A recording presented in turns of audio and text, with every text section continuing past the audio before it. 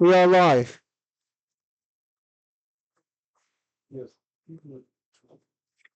Okay, the 5 names of the Yom Tov coming up in 2 weeks. I said it. Let's start with Shavuos.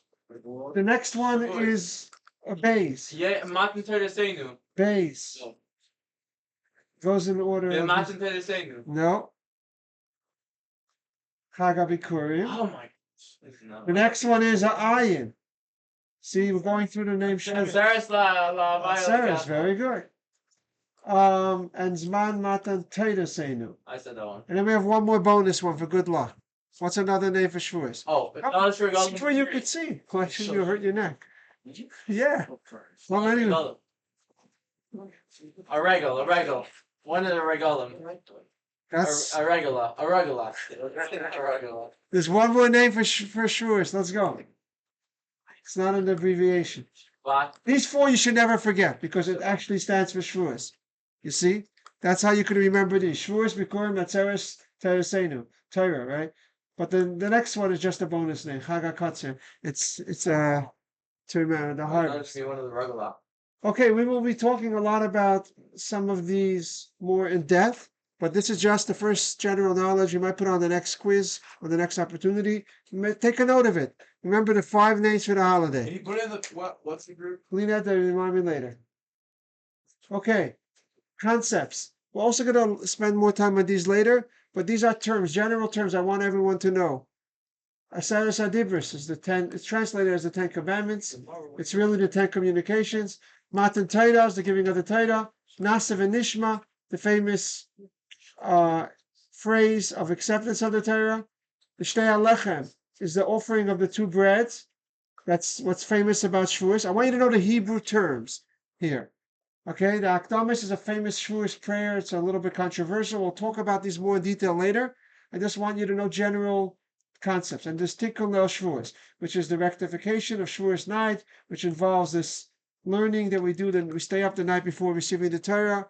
We're going to talk more about this later, but these are just the terms. I did last slide the 5 names. This slide I gave you 6 phrases or concepts that is general knowledge for Shavuos. So you should know what they are. The details we'll get to later.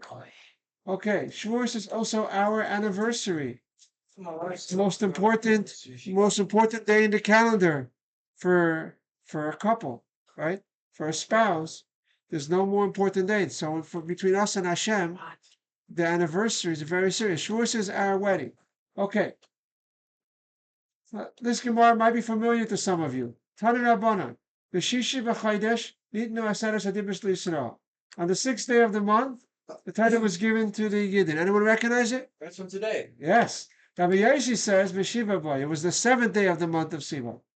Amar Rava, everyone agrees, everyone says they arrived at the mountain with the Midbar Sinai. They arrived on Rosh Chodesh Sivan. On Thursday?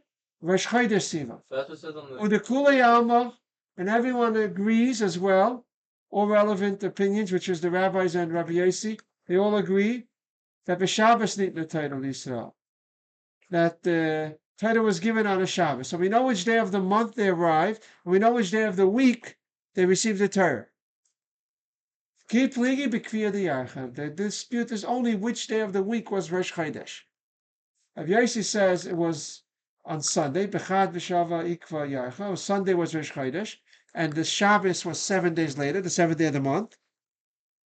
And Rabbanan Savri b'trei b'Shavah ikva yarcha. Rosh Chodesh was on Monday that year. Which year was this? 2, 4, 4, 8.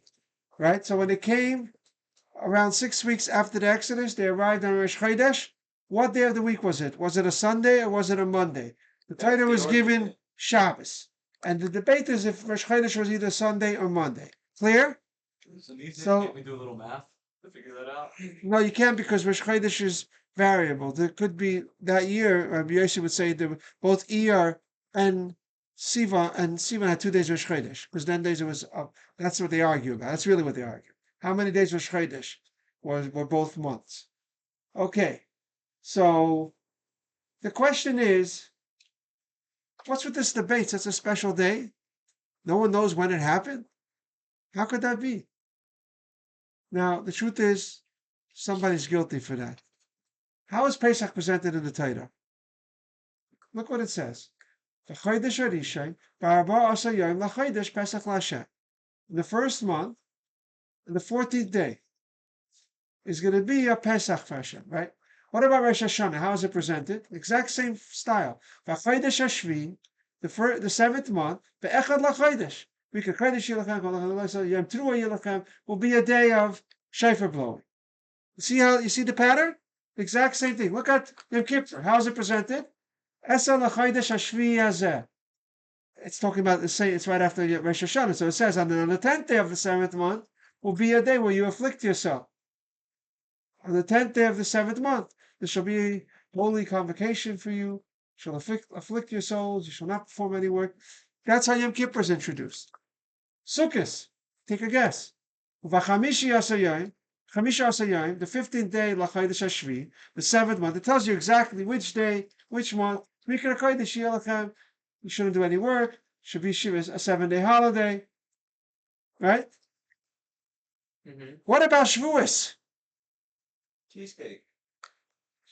Look what it doesn't say a day. Look how it's introduced. On the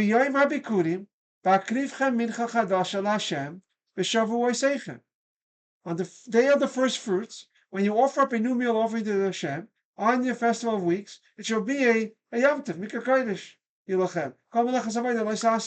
Don't do any work. When is it?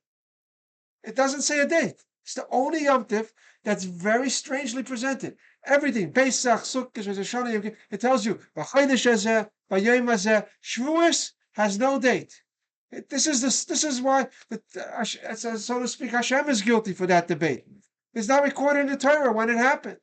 It would seem. Now, how do we know what to celebrate? How do we know what to celebrate? It has to tell us something, right?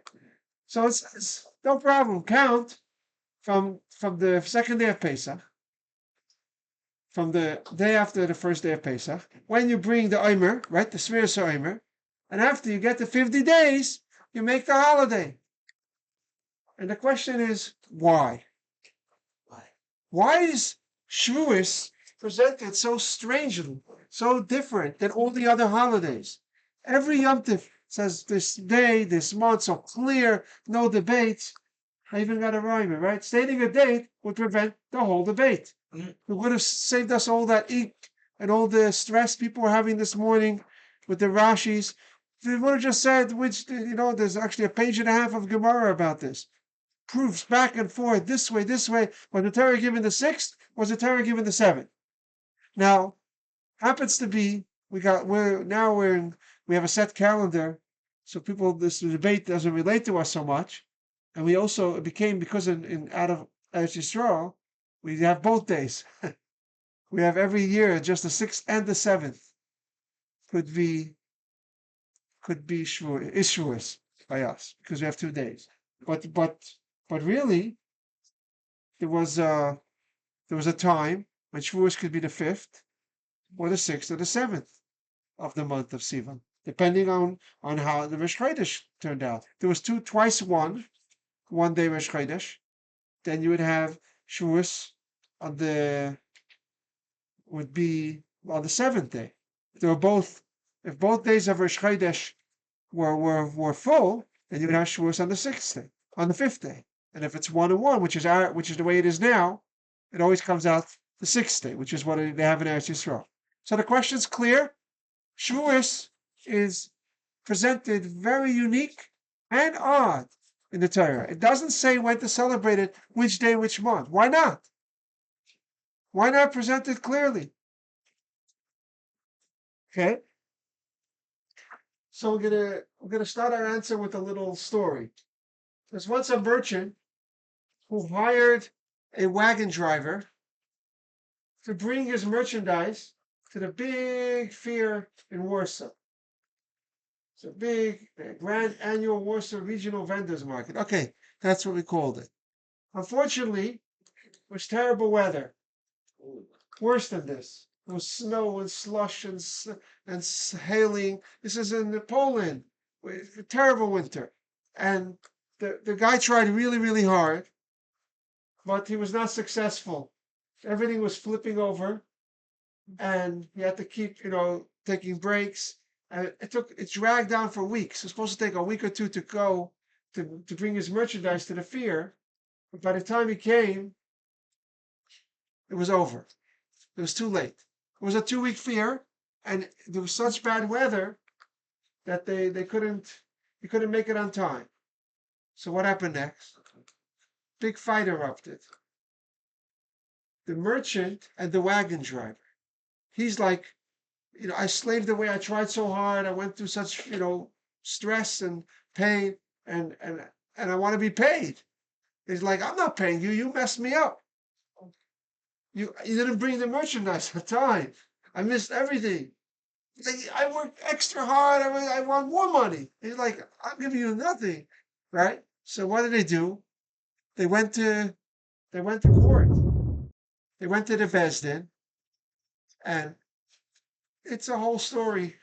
How Torah actually, the law of the Torah and these type of things, a lot of times takes into account the law of the land and various other factors like how they stipulate the contracts, what people typically assume, and how responsibility works. And whatever's not said clearly, you go follow the custom. And after going through all the facts and the story and investigating, they determine he does not have to pay. It's sometimes it happens, but you don't have to pay him because you told him clearly, and that's the way it works. The guy was to get the merchandise there on time, which he didn't do it. It's like you hired someone to fix your door.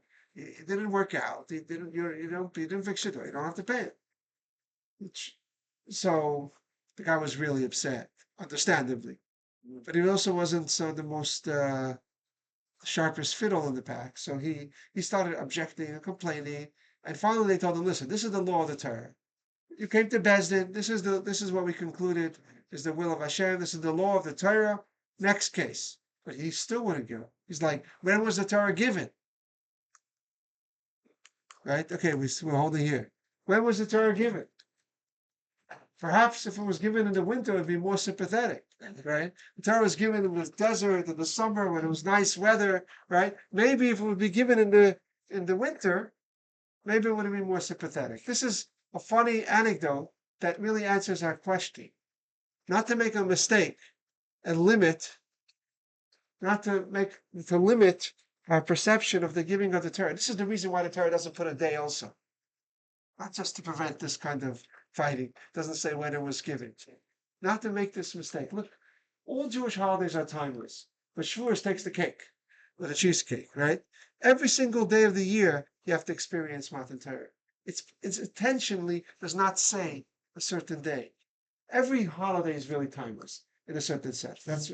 And every year it's re-experienced, and it's beyond, and it gives us something that's applicable the whole year. But Shavuot is at a higher level than everything, all the other ones. And in the timelessness aspect, for sure, it's also the source of everything in Torah. It comes from Shavuot. Look what Rashi brings.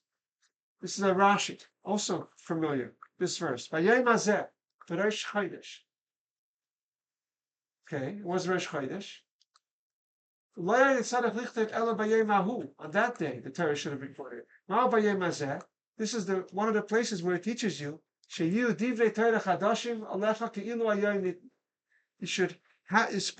our responsibility to find a way to have excitement whenever we learn Torah. Every single day, like you got it today. Look at the Rashi. You have to feel like today you got the Torah. This is an obligation brought in, again, in Pshutei Shel Mikra of Rashi and the Chumash. For everyone, we have to find a way to do it. It's another reason why we try to learn Chassidus before. Chassidus helps us a lot with this. That you should get excited when you learn any part of Torah. Even when you learn Halacha or Gemara, it shouldn't just be dry learning. It should be exciting. Chassidus helps with that. So here we have a Churchill. Success consists of going from failure to failure without loss of enthusiasm. Okay. This is a quote that Rebbe would say many times. What blessing do we recite every morning? Lunch. Let's point it out. Bigger cost of Torah. Baruch atah Hashem. Noisen hatayt. Look at the word. Noisen HaTorah. Who gives us the Torah? Look at the word that's in bold. Doesn't say Nasan, he gave us the Torah. Wow. This is the insight that everyone would share a lot. Has to be fresh. He didn't give it to us a long time ago. He gives it to us every single day. He's giving us the Torah. And it's up to us to make that day, to connect to that experience, to decide, today I want to be, for me, in my life, Matan Torah, to actually feel it, to connect with this.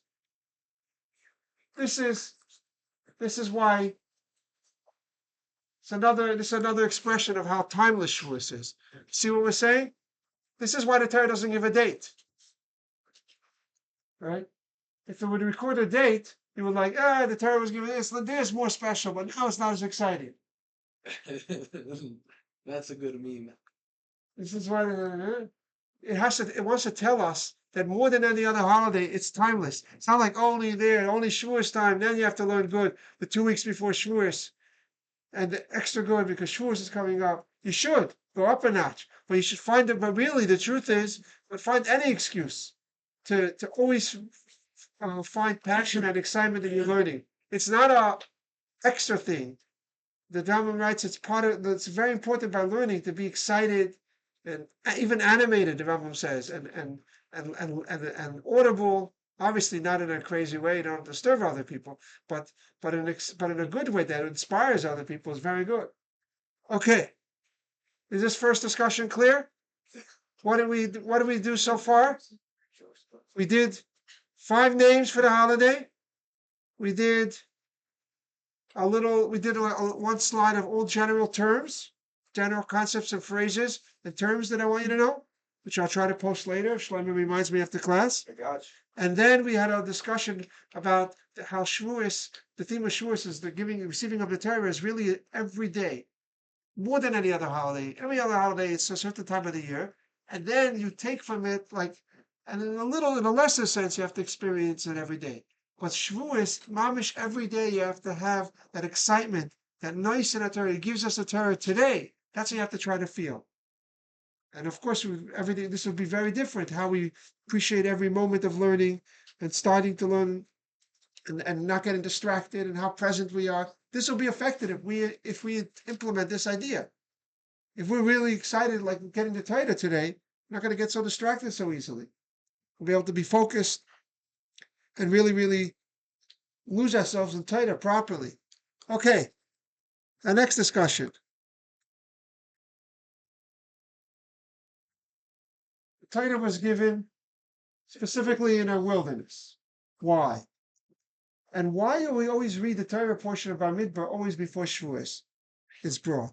Now, officially, the reason for this is, the reason that's given is, it's really before Shavuos, is like a new year of Torah, and before Rosh Hashanah, we read both times in the Torah that you have the Teichecha, the negative predictions, very, very, like they're called curses sometimes, but it's like it's predictions of terrible things that are going to happen to the Jewish people. When do we read it? Before Rosh Hashanah, we read Kisavai, and before Shavuos, we read this week's parasha, Bechukaisai. Now, because it says you have to finish up, like get it out of the way before the special holiday. But we want to have a buffer.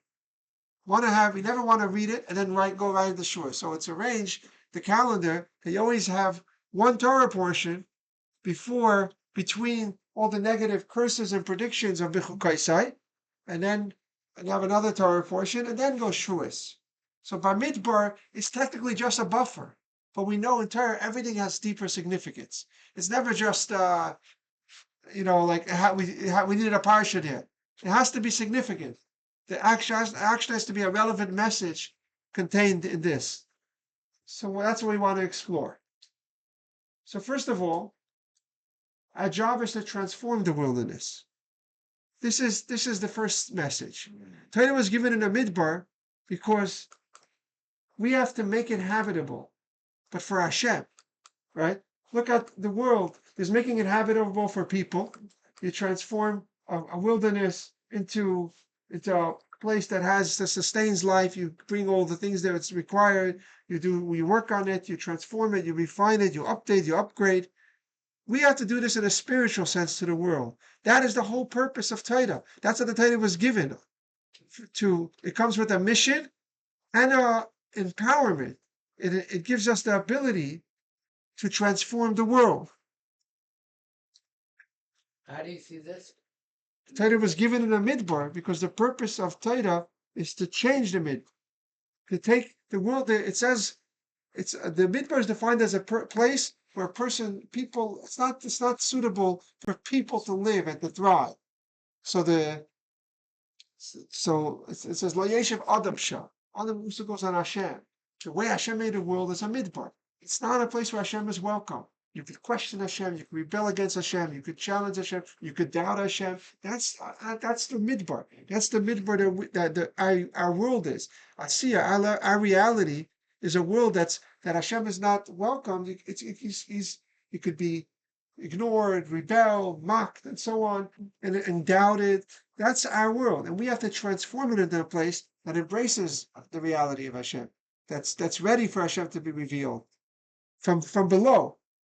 Our job is our job. It's like a midbar is not for suitable. Yeah, exactly. It was dafke, but because Torah is put into there, telling us our mission that we have to transform the midbar into a place where Hashem could be revealed.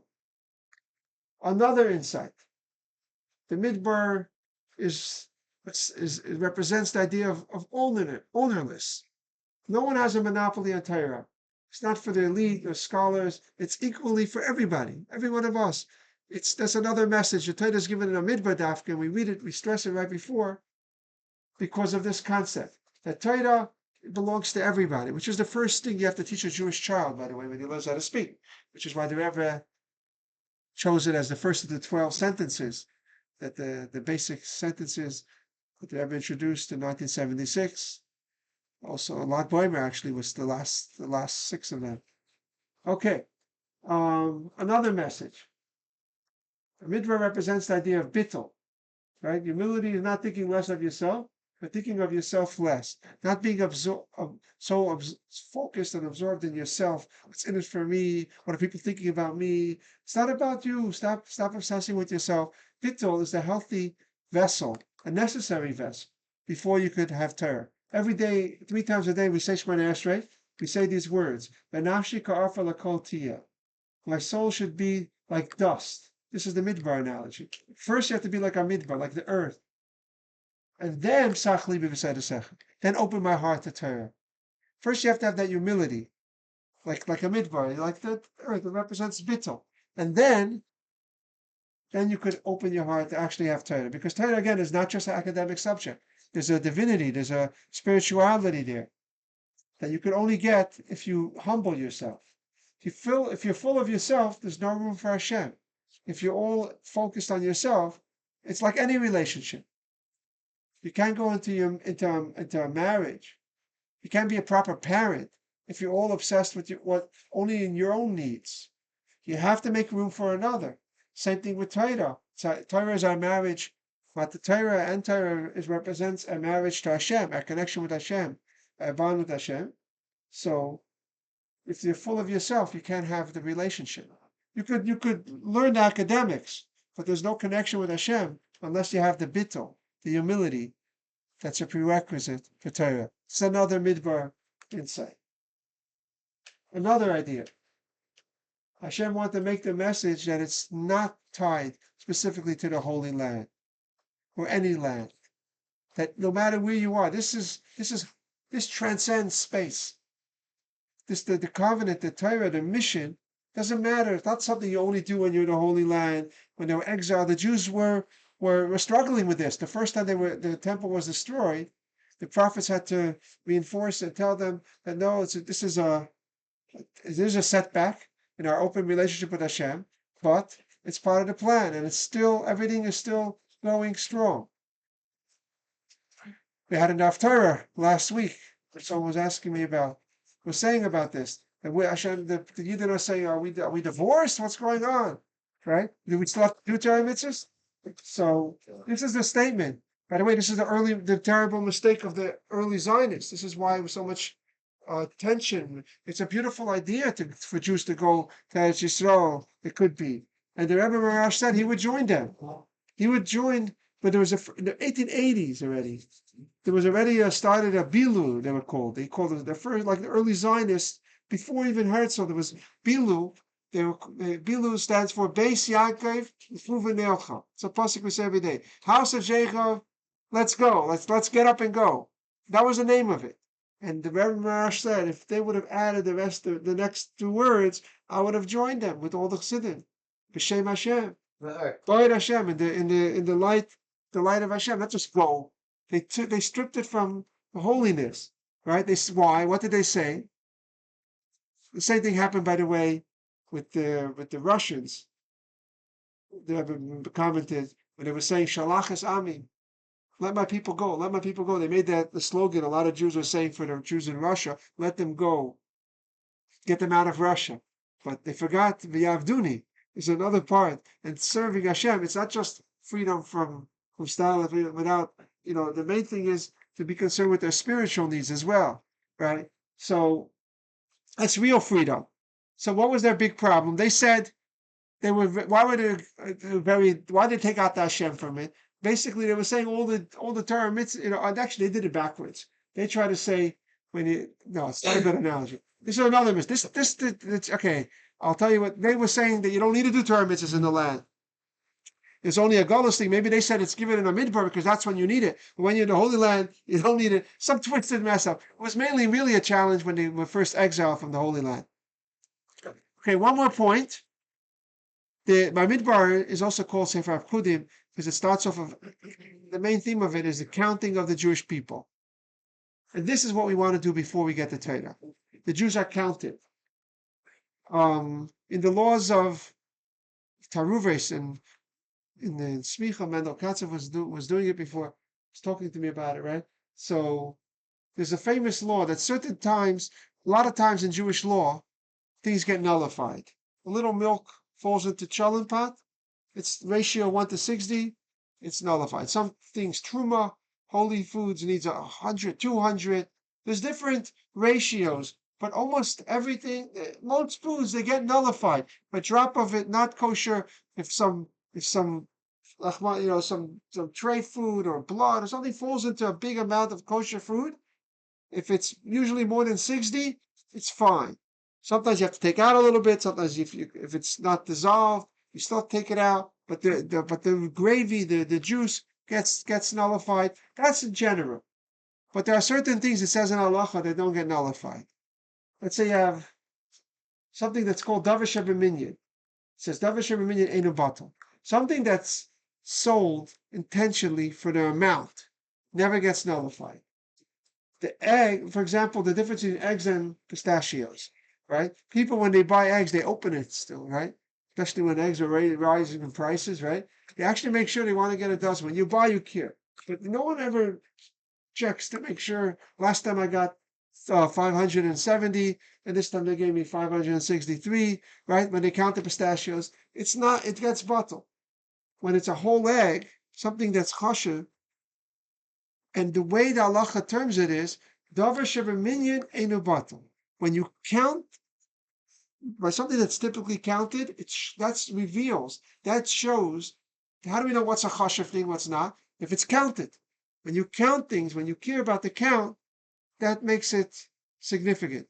That reveals the significance. So the Jews we read the Torah portion of our Midbar always before Shavuos because the Jews are always a minority. It's predicted in the Torah that we're going to be a great nation, but mainly in quality. We're always also predicted we're going to be great compared to one child that Avram was told to have. But compared to other nations, it says clearly that we're going to be from the smallest. And that was consistently the case. But why are we not going to be nullified, overwhelmed by all the majority around us of all different values and influences and the challenges, the pressure from society around us? Right before we get to Torah, we always read how we're counted. We're precious. We're counted. That means we don't get nullified ever.